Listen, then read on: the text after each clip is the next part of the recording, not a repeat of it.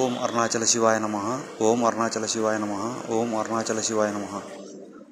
ఈ మంతు అరుణాచల పౌర్ణమి గిరి ప్రదక్షిణ, గురు పౌర్ణమి. అలాగే ఈ మాసంలో గురు పౌర్ణమి కూడా ఉంటుంది. ఆ గురు పౌర్ణమి రోజు గురువులని దర్శించాలి. అలాగే మనకి అరుణాచల గిరి ప్రదక్షిణ జరుగుతుంది 10వ తేదీ.